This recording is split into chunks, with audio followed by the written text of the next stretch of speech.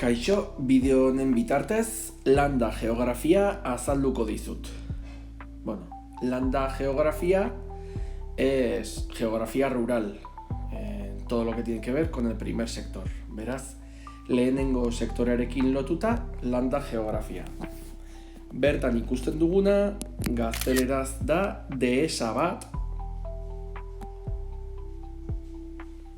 Dehesa, es este paisaje. Eta euskeraz angio deitzen zaio. Angio. Bertan txerriak ikusten ditugu.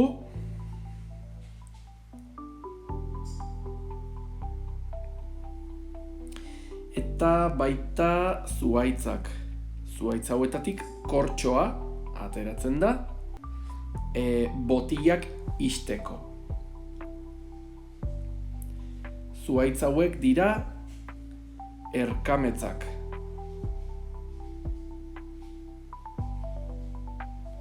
Alkornoke. Eta erkametzak botatzen duen bellota edo ezkur horrekin txerriek jaten dute. Bertatik ateratzen den urdaiazpikoa oso ona da. El jamón que se saca es muy bueno, es de muy buena calidad.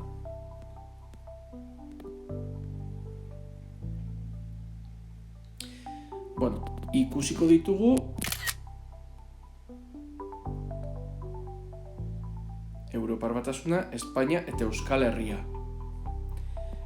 Unión Europea, Espainia y Euskal Herria. Hauek fitxetan bete zenituzten.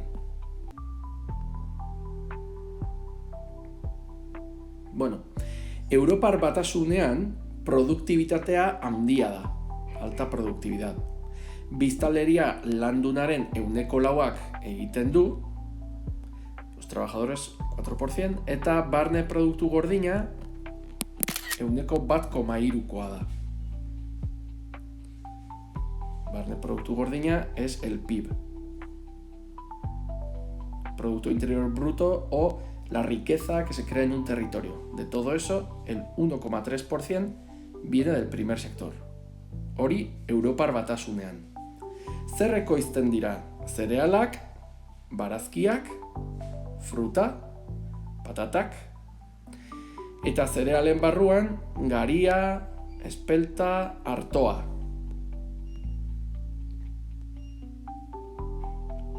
Hau da espelta ogia egiteko.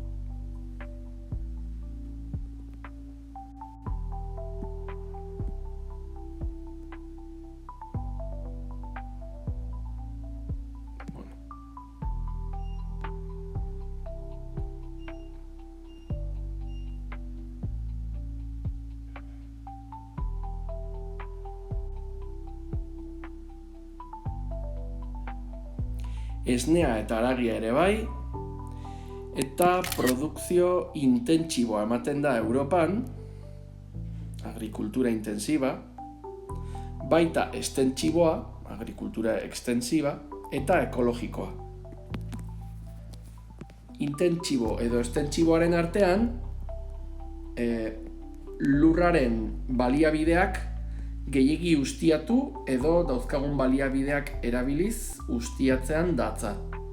Entre intensivo y extensivo la diferencia es que todo aquello que puede dar la tierra lo puedes usar sin exigirle demasiado como es en el extensivo, pero si le exiges demasiado, ya sea recursos humanos, animales o la tierra misma, sería una agricultura intensiva.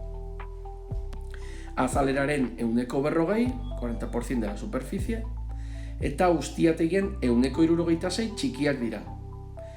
2/3 o el 66% de las explotaciones, es decir, las empresas que se dedican al primer sector, son pequeñas. Produktibitatea handia da eta mekanizatua. Traktoreak bezalako makinak erabiltzen dira. Esportaziora bideratuta dago, hemen Mercadonako irudi bat, Bertan, frutak, barazkiak esportatzeko ateratzen dira. Esportatu, beste herrialde batera saldu. Es decir, en la Unión Europea lo que se produce en el primer sector es para exportar, para vender en otro país. Ya puede ser dentro de la Unión Europea o fuera. Nekazaritza politika bateratua, la PAC, Politika Agraria Komun, Europar Batasuneko politika garrantzitsuena da. Helburuak elikadura segurtasuna bermatzea, asegurar la seguridad alimenticia, y aquí hay un artículo que explica los años 80 como hubo un problema con el aceite de colza en España. Se adulteró, se modificó y eso generó varios miles de muertos. Entonces la política agraria común intenta que no pase eso.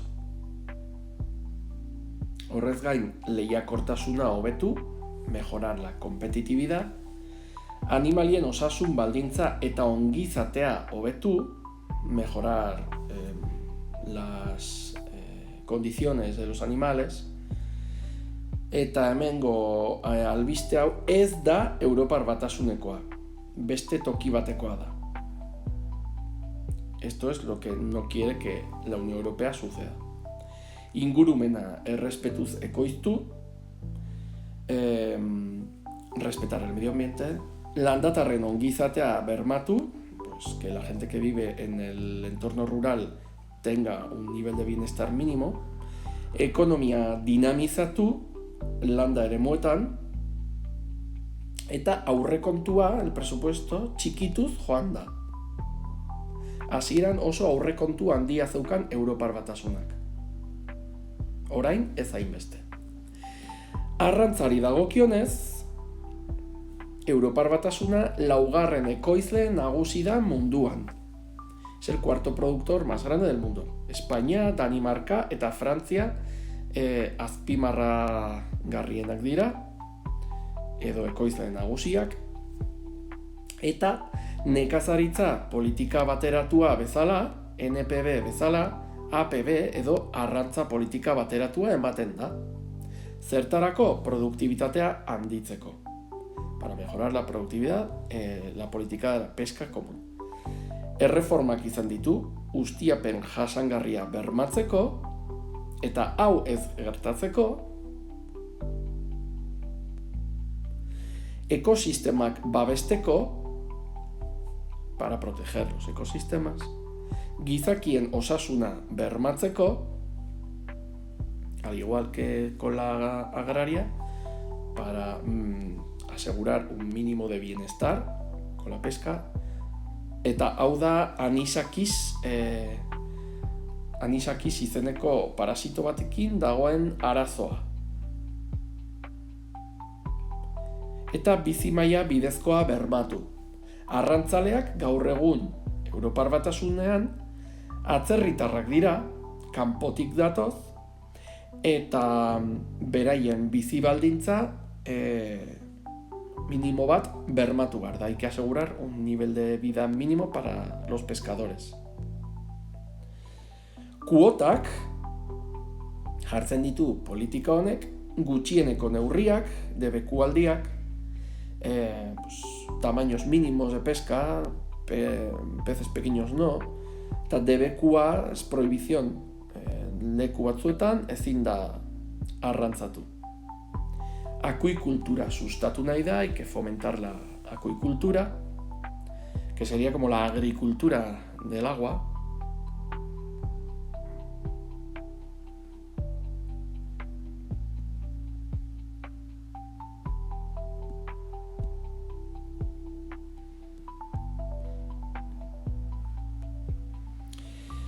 Eta amaitzeko baso ustiapena, la explotación de los bosques. Azaleraren 43%, 43% de la superficie en la Unión Europea, eta Finlandia, Suedia, Alemania, Polonia, España eta Frantzia nagusitzen dira. Suediaren kasua adierazgarria da, ikea dagoelako. Barne produktu gordinaren 1% hartzen du. Recordar, barne produktu gordina, Producto Interno Bruto. Egurra ekoizten da baita papera, kautxua eta erretxina. Perretxikoak eta eiza ere baso ustiapenarekin lotzen dira.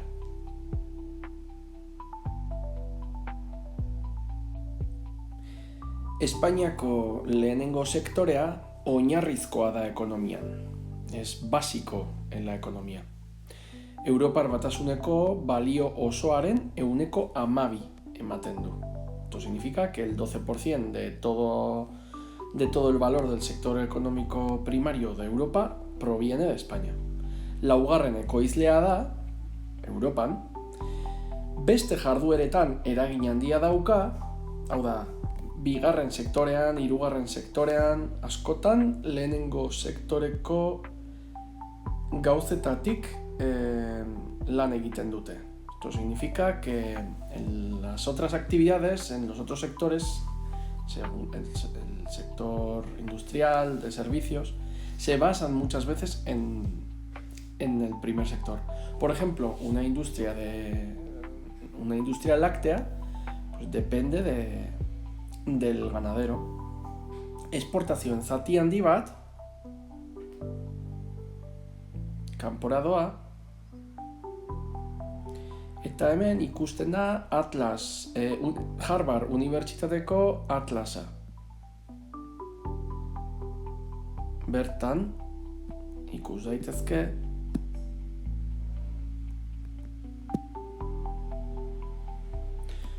ezin da ikusi, baina bertan aukera baduzue etxean irekitzeko esportazioak ikusten dira. Espainiak Espainiak zer da esportatzen duena? Orduan, kolore horiz lehen sektorea dago. Hau dena esportatu egiten da. En esta tabla se ve lo que exporta España al mundo y lo amarillo sería lo relacionado con el primer sector.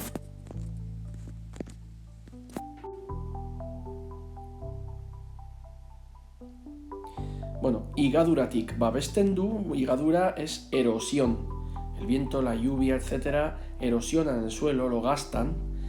Eta lehenengo sektoreak babestu egiten du higaduratik, lo protege de la erosión. Europako baratzea deitzen zaio Espainiari, la Huerta de Europa, eta nekazaritza da jarduera nagusia. Lehen sektoreko ekoizpenaren 60%. 60% nekazaritza bada, 40% izango lirateke abeltzantza eta arrantza. Bueno, Frantzia ondoren ekoizle nagusi da, mayor productor después de Francia, eta trilogia mediterranearra oso garrantzitsua da. Historikoki, erromatar garaitik, garia, oliba edo olibondoak eta mahastiak, mahatsa, ekoizti dira. Baita garagarra, cebada, artoa, frutak eta barazkiak. Hori da nekazaritzaren horiek dira nekazaritzaren labore nagusiak. Espainia ekologikoena da, Europar Batasunean eta munduan 4. ekologikoena. Hemen ikusten da Aldi edo Lidl supermerkatuko bolleria eta bollo hauek lehen sektore intentsibotik ateratzen dira. Espainian Gaztela León, Gaztela Mantxan soro zabalak daude, hay campos de cultivo muy extensos, eta intentsiboa, ureztatua da nekazaritza. Agricultura intensiva, de regadío, ureztatua, lo riegan. Eta abeltzantza, intentsiboa da baita, ukuiluratua eta mekanizatua. Ukuiluak dira animaliak gordetzeko tokiak.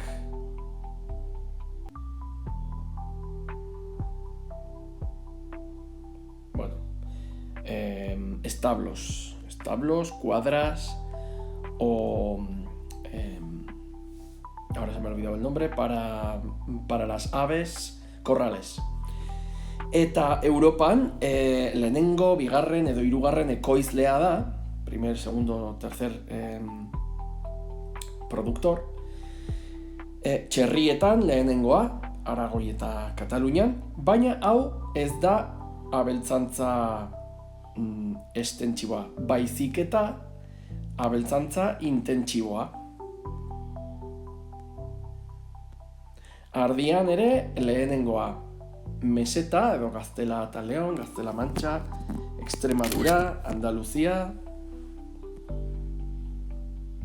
Meseta da Gaztela Leon, Gaztela Mantxa, Extremadura, Andaluzia. Horietan ardia ekoizten da. Txerria Aragoi eta Katalunian, hau dena intentsiboa, Eta ahuntzetan, hegaztietan eta arrautzetan, bigarren ekoizlea da Europar Batasunean. Behi ekoizpenean, hirugarren ekoizlea da. Eta txerrietan mundu mailan laugarren ekoizlea da. Untxiak ere oso garrantzitsuak dira.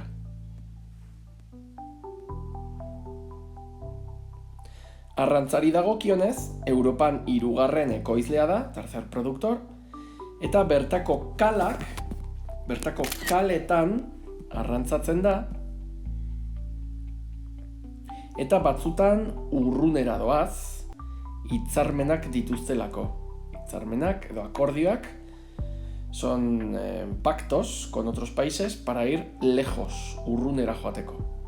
Eta kalak ez dira hondartzak, no se refiere a calas de playas, sino a territorios cercanos a la costa donde se suele pescar. Akuikulturak gora egin du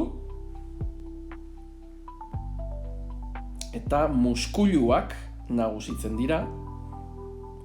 Hau da muskuluen akuikultura. Eta Valentzian lupia, lubina, urraburua eta errebolloa arrantzatzen dira. Gaztela eta Leonen ur gezako arrantza. Pesca de agua dulce. Bueno, Espainian sektore hau oso zaila da. Biztaleria zahartua dago, población envejecida, ustiategiak, explotaciones, txikiak eta ertainak dira, beraz, bideragarritasun gutxi dute, poca viabilidad. No es viable porque son pequeños y medianos. Berrikuntza eta produktibitatean eskasia dago, eskasa, poca productividad, poca innovación, eta menpekotasuna dute NPB eta APB-ri. Tienen dependencia a esas políticas que hemos visto en el vídeo anterior, en la parte anterior. Política agraria común, política pesquera común.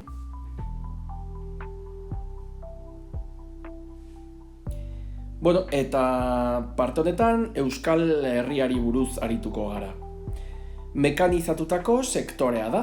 Beraz, Euskal Herriko lehen sektorean mekanizazioa nagusitzen da. Traktoreak daude, makinak daude, eta landunen 2% bik bakarrik egiten dute lan.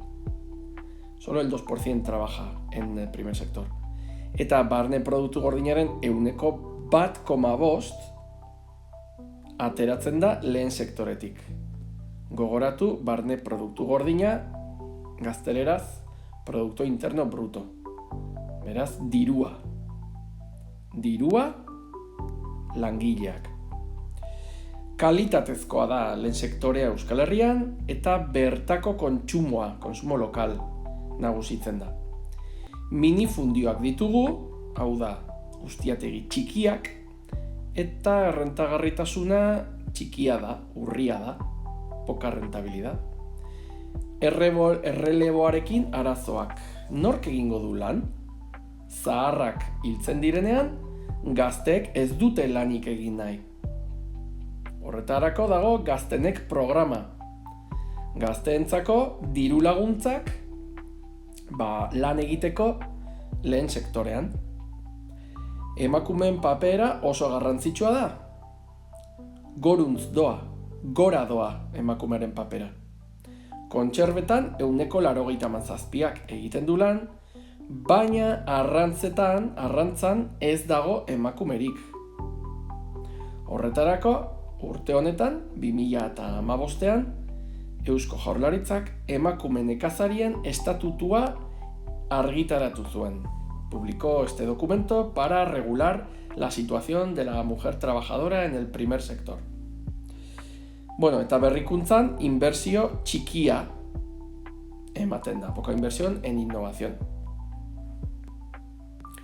Azalerari dagokionez, 50% nekazaritzan, agrikultura, 15% basogintzan, eta 25% abeltzantzan.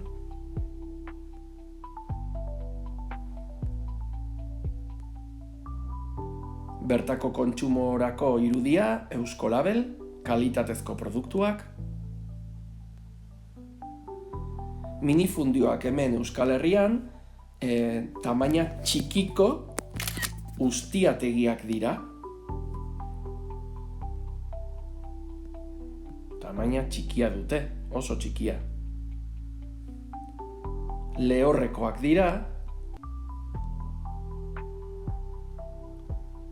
Lehorrekoak desekano.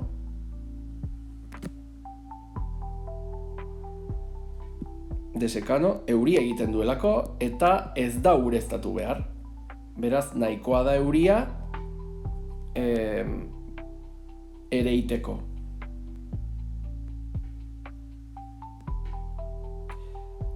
Gaztenek programa Eusko Jaurlaritzakoa, diru laguntzak eskatzeko eta kontserbetan emakumeak lanean, konserberas. Euren araudia hemengo estatutu honetan idatzita dago, eta nekazaritzarekin sartzeko 2 paisaia mota ditugu. Paisaia atlantiarra eta paisaia mediterranearra. Euskal Herria hau da, paisaia atlantiarra, hau da, hemen dago Atlantiar itsasoa, eta paisaia mediterranearra hemen dago. Hegoaldean,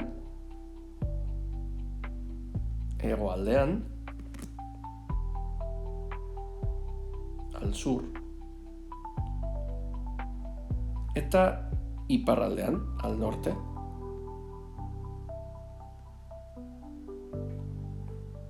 Iparraldeko paisaia menditsua da. Menditsua, montañoso, orografia menditsua da. Eta estentsiboa da. Hemen ikusten dira, ardiak lasai-lasai mendian bizi daitezkela. Ez daude ukuiluratuta. Sagarra ekoizten da, sagardoa ateratzeko, manzanas para sidra. Mahatsa ateratzen da ere, ardoa ekoizteko, uva para vino, txakoli Atlantiar kostan, eta ardo beltza mediterranear aldean. Vino blanco, vino txakoli o vino tinto. Koniferoak eta eukaliptoak basogintzarako. Koniferoak dira pinuak, los pinos, que son de fuera. Pinuak eta eukaliptoa basogintzarako dira, para sacar madera y papel, eta dira California eta Nueva Zelanda berrikoak. Bueno, eta mediterranear aldean, paisaia lauagoa da, el paisaje es más llano, la zona sur, en el Mediterráneo, Eta bertan artoa, maiz, azukrea, patata, erremolatxa ekoizten dira. Erremolatxa azukrerako da. Hau da, Nafarroa, Tutera.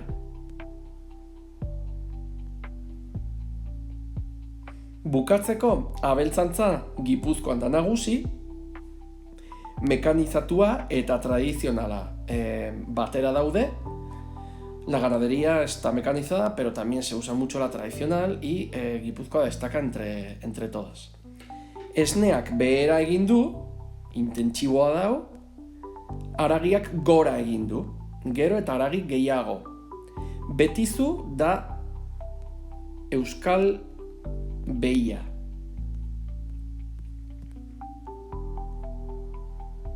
Euskal arraza. Gazta, ardiek mandako esnearekin egiten da, idiazabal gazta, eta gero arrantza ikusten da kostakoa, itsas bazterrekoa, eta hemen ikusten da ontzi bat, atun ontzi bat, izoztailea. Este barco se relaciona con dos sectores. Pesca atún en alta mar, pero también lo procesa. Por eso el segundo sector también se considera. Estentxiboa bada haragi gutxi baina ona. Eta ardiak Bizkaian eta Gipuzkoan, hegaztiak Araban eta txerriak Bizkaian. B, G, A dira Bizkaia, Gipuzkoa, Araba, que son las tres provincias de la Comunidad Autónoma Vasca.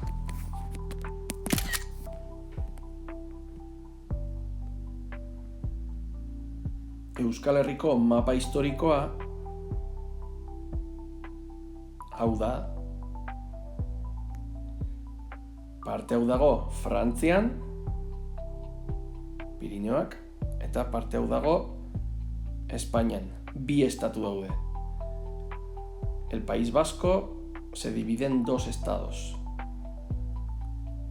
El Estado español, que es todo esto, y el Estado francés, que es todo esto. Eta 7 provintzietan banatzen da. 3 provintzia iparraldean, eta 4 hegoalden. Iparraldea, el norte, es la parte de Francia, hegoaldea, el sur, es la parte española. Eta probintziak dira hauek: Lapurdi, Nafarroa Behera, Zuberoa, Nafarroa, Gipuzkoa, Araba, Bizkaia. Espainian, 3 hauek osatzen dute Euskal Autonomia Erkidegoa. Eta hau, Nafarroako erkidegoa da. O sea que de las 7 provincias, 4 están en España, de las cuales 3 forman la Comunidad Autónoma Vasca y Navarra quedaría fuera en otra comunidad.